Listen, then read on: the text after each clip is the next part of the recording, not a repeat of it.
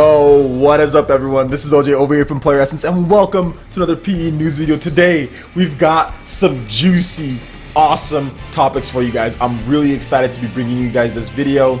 I'm sorry that it's coming a little bit later.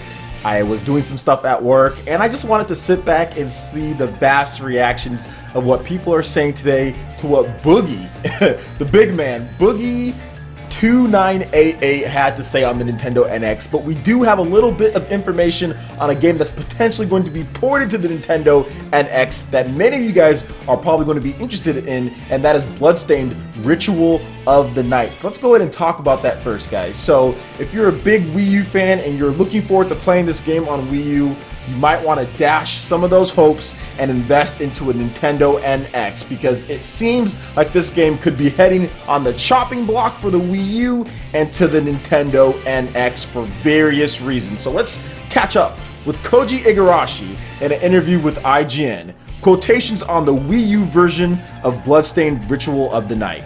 Yeah, it's a very complicated problem, Iga said. The reality is, as timelines move on, certain pieces of hardware become irrelevant. That's the Wii U, guys. Sometimes new pieces of hardware come out that make you think about what is the right strategy.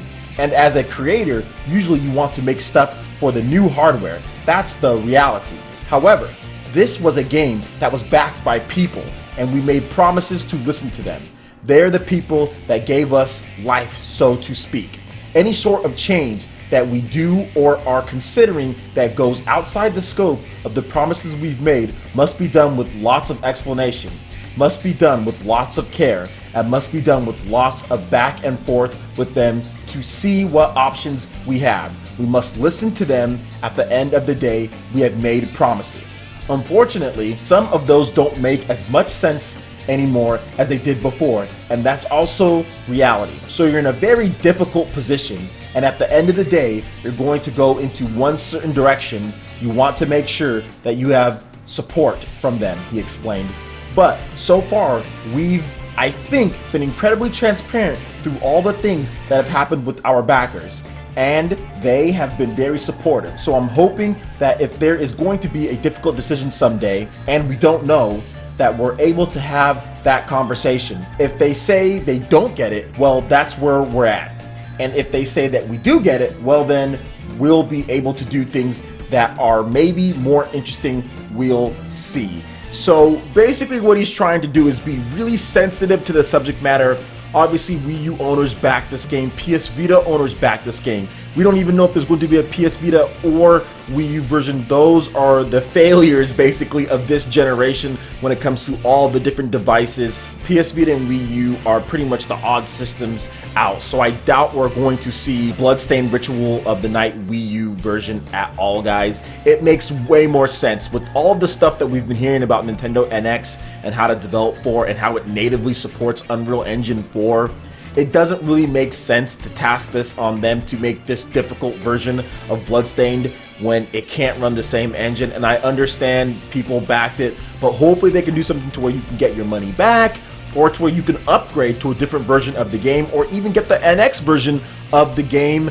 I mean, I know I would do that. I backed for the Xbox One version of the game, but I'd love to switch it to the Nintendo NX version. So if I backed the Wii U version or wanted a Wii U version of the game, if they gave me the option to pick a Nintendo NX version or any other one, PC or something like that, that would be good for the people. But I understand it's frustrating. But guys, the Wii U system sales have just run dry. Not even Nintendo's games are selling. Like if Star Fox and certain games necessarily aren't selling as well, the system is just dry. Everyone is waiting for the NX.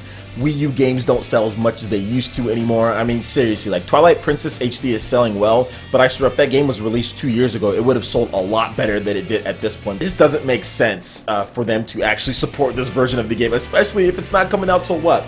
I think they delayed it to 2018. So if it's not coming out to 2018, who is going to be playing the Wii U in 2018? Like, it does not make any sense to release a Wii U version at that point in 2018. So it's frustrating, but at the same time, it's understandable from when they are releasing the game. Now, if they're releasing the game in early 2017 or like right when the NX comes out, then I can understand.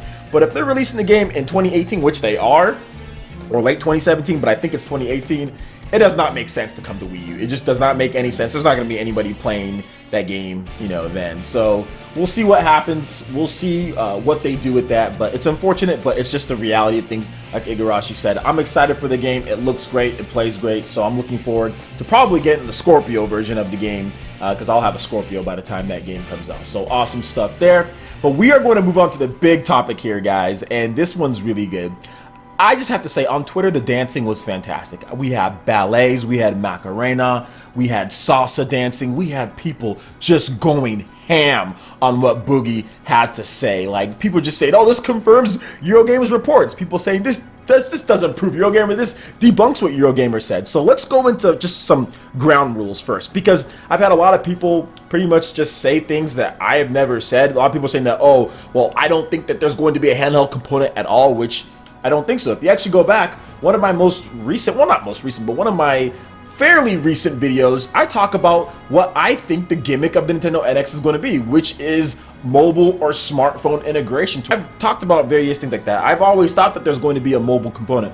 My issue that I've always had, so we can just get some ground rules down before I talk about this, is that I don't think that the Nintendo NX is going to be a singularly powered device. So I do think that, yes, you might be able to have a handheld and then play that handheld games on the go, but then plug that handheld into something that's not just a dock that does nothing, which a lot of people have been saying as far as the rumors and leaks that have coming out, that this dock isn't going to increase power, that this dock isn't going to do anything, that this dock is just going to be there to hook up like an HDMI cord or something like that, and the power of the system is going to be weaker than the PS4 and Xbox One. Let's just get that straight. That's what I've been saying. I don't agree with that. Not that I don't agree that you're going to have a mobile component that you can also play and take it home and hook it into something and play on the TV. I never said that it wouldn't be that. What I'm saying is that I just feel that the vendor is going to be different from the rumors, and I do feel that there's going to be multiple devices that work in conjunction to form a true hybrid, not a handheld that plugs into something and does nothing else but just plays on your TV. That's not a hybrid to me. That is a handheld that you could hook into your TV and play like a PSP. You can do that with the PSP. Now, what Boogie is saying here kind of lends, from what I'm seeing, and I'm trying to be as objective as possible, guys, from what I'm seeing, it seems like this base or this dock or this whatever this thing is that you hook it into, it does something, either increasing the power, making a different version of the game. And I'll tell you guys why I believe this after I talk about his direct quotes, which I've watched multiple times, and I've got all of the main parts of his direct quotes. So let's go ahead and get right into what Boogie2988 has to say. So Boogie has over 3.5 million subscribers. He's a very popular YouTuber. His videos are not necessarily my cup of tea, but that's not the point about this. The point is just to hear what he has to say on the matter. So let's go ahead and get right into it. Quotations from Boogie2988. I've talked to 2 people who have used it. One is somebody from Ubisoft, and he said programming for it is actually really nice, and Nintendo has been working very closely with them, and that the concept is great because he said you can play. Well, I don't know how careful I should be with it. Let's say you could play Assassin's Creed once you have your handheld plugged into your console. I repeat, let's say you could play Assassin's Creed once you have your handheld plugged into your console. And then you can detach the thing and take it with you and play the Assassin's Creed mobile game out of your pocket. And then when you get back home, plug it directly in, and now it attaches back to the. That's brilliant. That's smart. Take a form of the game with you as you go. He says it's a dream to code for, and somebody I know who's played on the NX for 20 minutes says it's as innovative as he had hoped to and wished we had done that. Hopefully, let's just hope Nintendo doesn't fumble it up. He also said that there's rumored to be a Smash game at launch. Pokemon is coming, and he said that if Nintendo could get back on top, that would be awesome. So there's a couple different things, and I don't want to overanalyze his words, but based on what he's saying, it does seem to me like there's going to be versions of the game. The mobile version of the game is going to be a little different from the console or base plugged in docked version, whatever the case is, which Eurogamer and many of the other websites have not detailed, which is missing information. they made it seem as if the power of the console was easily going to be basically weaker than PS4, Xbox One, and that's what you're going to get. You're going to get a weaker handheld, and that's not going to directly compete. Now, what he's saying here is talking about Assassin's Creed, so a game that's only coming to PS4, Xbox One, PC, and you're going to need a nice specs to run it. And he's talking about playing that game. He says, let's say you could play Assassin's Creed once you have your handheld plugged into your console. So he talks about the game and plugging it into your console. And then he says you can detach the thing and take it with you and play the Assassin's Creed mobile game. There's some variation on there on what people think. So is he talking about just a mobile version of the same Assassin's Creed game? Or is he talking about a mobile version, like Assassin's Creed Mobile, like you would see like on like an iPhone or something like that, or on an Android? He said you could take that mobile game and then out of your pocket. Okay, so there is a lot of stuff that he gets. It's like very multifaceted what he says there, or how you interpret it. And then he goes on to say, and then when you get back home, you can plug it directly in and attaches back into the, and it's brilliant. Obviously, that does not describe just a handheld that you can just, oh, you plug it into your own console and then you just play the same game. It's like the same thing.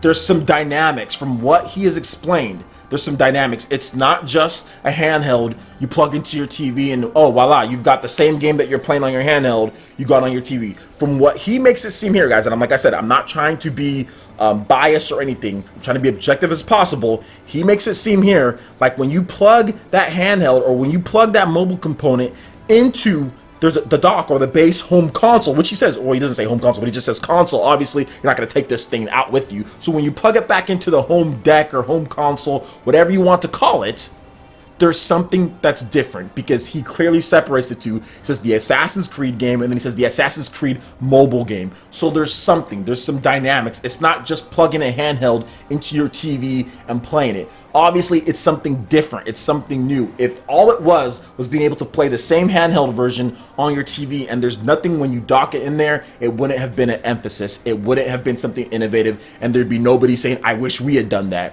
You would wish you had made a handheld that's weaker than all the current generation systems that plug into your TV. Who the hell wishes they had done that? Like, tell me one company that says, you know what, I wish we thought of a handheld that's coming out in 2017 that's weaker than all the current stuff that's pretty much out for consoles, and then when you plug it into a dock it does nothing and it's still just as weak, and yes, it's the same game, which that's what the Eurogamer rumor was suggesting, because right after they made that article, the original one, they talked about the power of the system and they didn't talk about any possibility of the power being upgraded or being more. And then they even talked about how it's not going to compete, and that's further solidifying that they're talking about power, the power race, the specs. So obviously there's some missing information, guys. And I've heard people say, oh, well, Eurogamer didn't want to release the full information. People don't want to talk about the full thing because to protect people. Well, you should have thought about that before you released the first thing then. You know, obviously if you're missing information, people are going to come after you. If there's stuff that directly disputes that, people are going to say something. People are not going to believe you. People are going to say, well, you were wrong in the end if you're not going to reveal more that you know because you did not say it. So that's the thing, guys. Now, as far as the vendor and all that goes, I have no clue if it's NVIDIA, if it's AMD, DMP. I personally think in order to make this thing work the way you want it to work, based on what he said, it seems like that dock or that console, like he calls it a console, quotations from Boogie. Based on that, I think that has to have some type of processing, obviously, capabilities. That has to do something. I personally feel like Nintendo could customize that as well. You could hook in a SCD to that, or you can buy different base models that will increase in power, and the base unit could potentially be the mobile handheld, and you could buy different console bases that plug into that to increase the power, because Tatsumi Kimishima did say that they want this system to last for a long time. No offense to people who love powerful mobiles or anything like that, but I'm sorry, the device that Eurogamer and others have speculated that is going to be in Nintendo NX definitely isn't good to last for a long time. It'll last for a bit, but then you're gonna have Scorpio, you have Pro, you have these other devices that are gonna come out and obviously outpower it, and our developers gonna be in the dark again when it comes to power, when it comes to running certain things. So guys, like I said, trying to be objective, trying to look at it from both sides, but from what I'm seeing here, it seems far more likely that that base console unit or whatever that case is powered by a trusted vendor that I feel that would be AMD, and I think that Nintendo could work together with AMD to do something. Obviously, the mobile component, I would just think since Nintendo has used DMP before, that Nintendo would probably use them again, and they're right there in Japan. To me, it seems a bit safer to use the trusted vendors and to use people that you know can provide you great prices on things, which AMD and DMP can do. So I do think that it could be that, but we don't know 100%. Trying to be objective, trying to make sure that I look at everything, but based on what he's saying here, it definitely doesn't look like it's just going to be a handheld that plugs into a dock that does nothing, and then that same game is just played. There's obviously some type of transactions, there's some type of something going on, because from what he's saying here, it seems like you plug that into your console, like he says. I do think that could include some type of smartphone integration, like I've said, out of your pocket. The big device, if it's 6.2 inches or however big that device is going to be, that's not going to be able to fit into your pocket. Maybe some people with big pockets, but for most people it won't be able to. So it just depends on how big that device is going to be. So we'll have to wait and see. We'll have to wait and see what happens. Let me know what you guys think about this in the comment section below. That's just my take on it. I don't mind if you believe what Eurogamer and some of the other websites say. I just have my own opinions on what I think it's going to be. And I personally feel that what Boogie's saying here is that it's definitely going to be more of a multiple devices that work in conjunction together to get a true hybrid, not a handheld that plugs into your TV like some of the other people have been saying about the system. All right, guys, that wraps it up for this video here. Go ahead and hit that like button if you did like it. Lets me know you guys want more content like this going forward in the future. And subscribe to PlayerEssence for more news, reviews, trailers, tips, and tricks, and everything in gaming. Thank you so much for watching. We'll see you for the next video. Peace.